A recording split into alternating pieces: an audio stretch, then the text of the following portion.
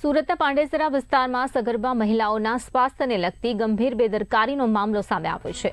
મુખ્યમંત્રી માતૃશક્તિ યોજના હેઠળ આંગણવાડી કેન્દ્રો મારફતે સગર્ભા અને ધાત્રી માતાઓને વિતરણ માટે મોકલાયેલ કઠોળનો જથ્થો વાસી અને એક્સપાયરી હોવાની તપાસ દરમિયાન સામે આવ્યું છે। તો એફપીએસ પરથી સ્ટોક લેવા ગયેલી આંગણવાડી બહેનોએ એક્સપાયર્ડ જથ્થો સ્વીકારવાનો સ્પષ્ટ ઇનકાર કર્યો હતો।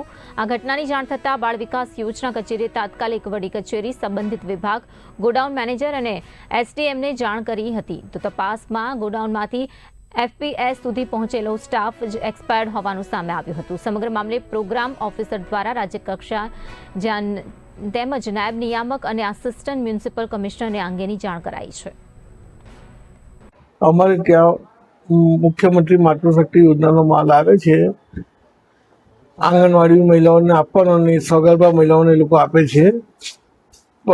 એક બે છેલ્લા વર્ષોથી આવે છે, પરંતુ આ વર્ષે આ મહિનામાં જૂન મહિનામાં 28 તારીખે માટે માલ આવ્યો હતો તો અમે આંગણવાડી મહિલાઓને બોલાવ્યા હતા।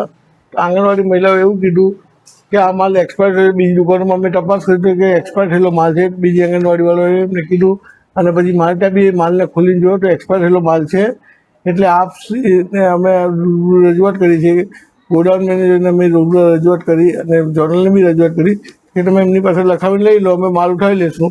તો હજુ સુધી મારે કોઈ માલ ઉઠાવ્યો। પાંડેસરા વિસ્તારની 10 આંગણવાડીમાં એફપીએસ પર જ્યારે એમએમવાયનો સ્ટોક રિસીવ કરવા બહેનો ગયા ત્યારે સ્ટોક છે એ એક્સપાયર થયેલો હતો, જેથી બહેનોએ એક્સપાયર થયેલો સ્ટોક રિસીવ કરેલો નથી અને આ બાબતની જાણ છે એ તરત કચેરી ઉપર કરેલી છે।